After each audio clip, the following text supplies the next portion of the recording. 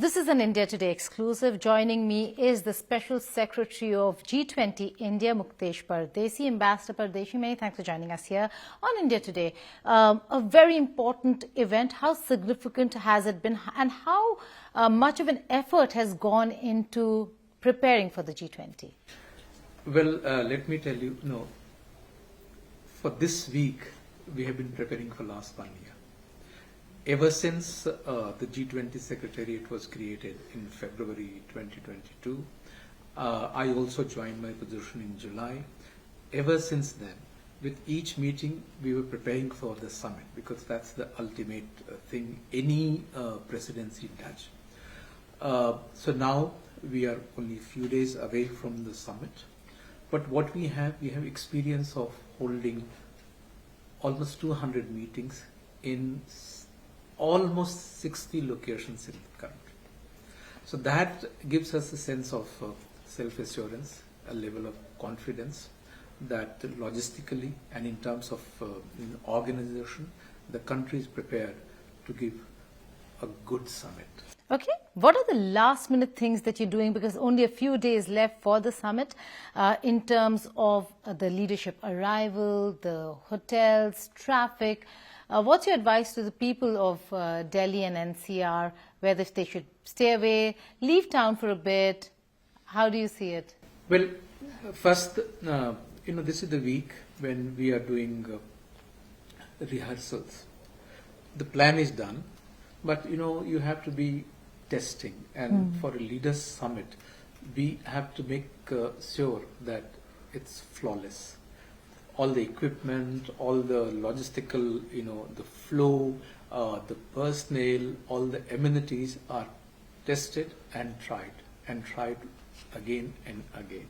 So different teams, and the teams are working from airport to venue to different locations. They are testing, and so that in terms of quality, we are perfect. Well, so far as the citizens are concerned, yes, this week there will be some dislocation and some discomfort for citizens, because 3 days will be largely closed for, I would say, New Delhi area. I mean, outside the perimeter of the ring road, I don't think the life should run normal. Metros are going to work, except it will not stop and it will not take passengers from certain stations, because they are around Bharat Mandapam, that area, Supreme Court area. The Delhi police is entrusted to be on the front of not only providing security but also the traffic management.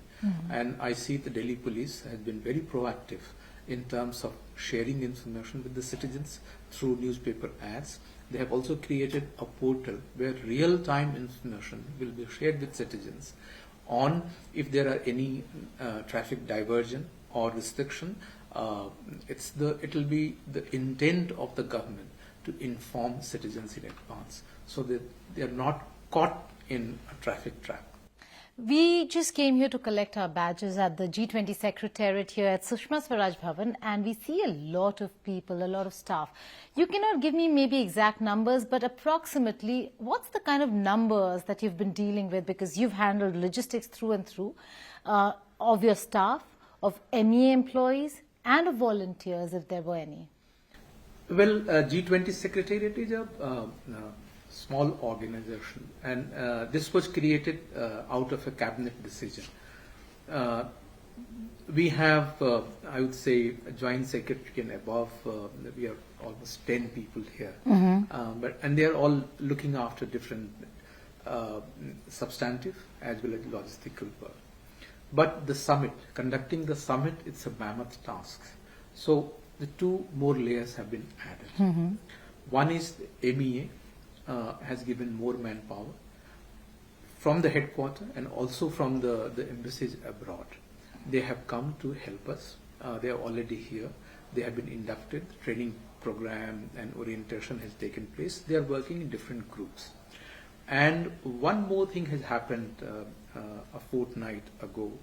Honorable Prime Minister, this idea was given by him himself to to take more than 100 civil servants, younger civil servants from different cadres, from different services, and give them an opportunity to work for the G20 so that they learn and a capacity is created in the country. So almost 140 young officers from all over the country, they have joined, and the induction program happened, and I was very happy to address them on 17th August.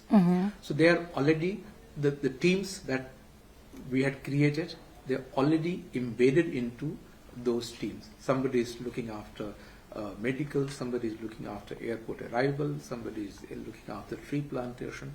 So as of now, we would have some 20 teams working all over Delhi, from airport to different hotels. I would say more than there are 20 hotels itself. So 20 hotels, hospitals, different venues. Then you have Bharat Mandapam, and within Bharat Mandapam there are different zones. For instance, to take care of media, we require more than 100 people.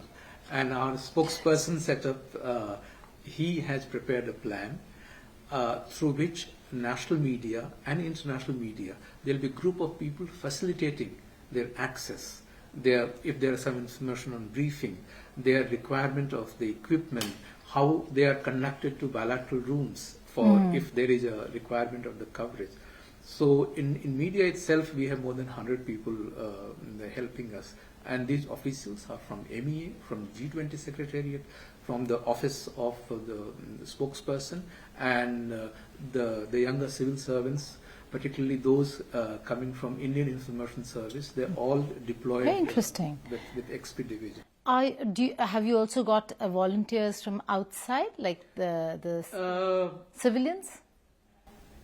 Students? Not really.